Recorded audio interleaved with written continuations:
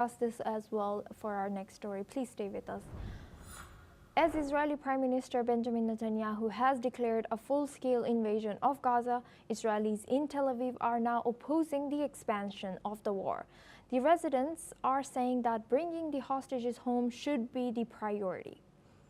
Israel's political security cabinet approved Netanyahu's plan earlier today as the country expands its military operations despite intensifying criticism in Israel and abroad over the devastating almost two-year-old war.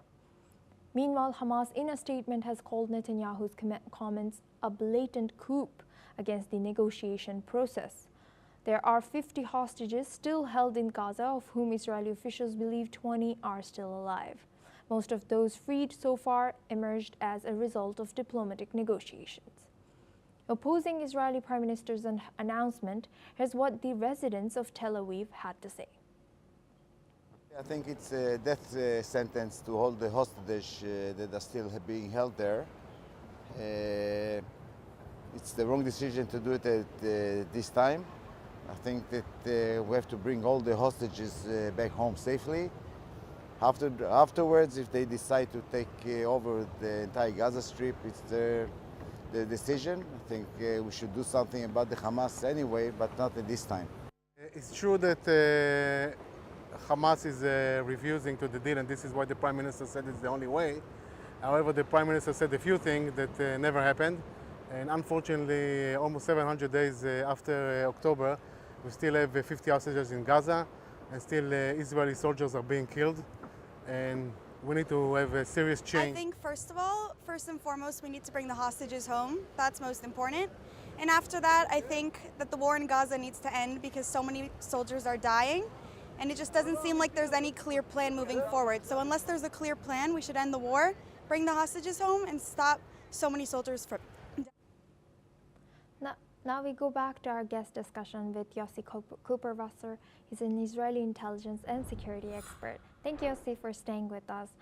Now, looking at increasing domestic opposition towards Israel's expanding to the war in Gaza, how do you assess the pressure on President Netanyahu to prioritize hostage negotiations over its military operations?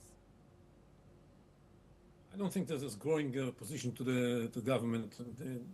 It's the same division that we have experienced in Israel for a long time. There are those who are against the government, those who are in favor of the government. And the goals of Netanyahu are to defeat Hamas and bring all the hostages back. That's what he wants to accomplish for a long time.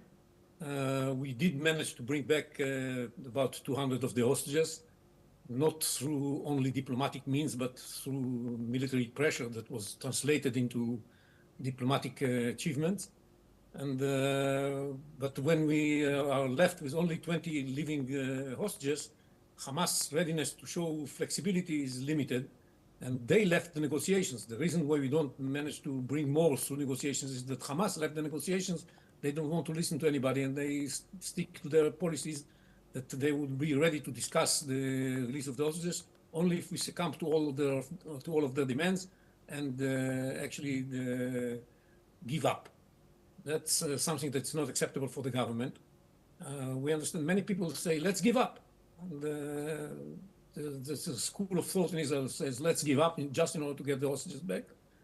It's not accepted by the government. It's not accepted by many others in Israel, because we understand what is the price of giving up. And the idea that we shall give up now and 2 seconds later we shall resume the war once we get the hostages back is assessing that Hamas are a bunch of stupid people that would not guarantee that this was not going to happen when they release the hostages. They are not stupid.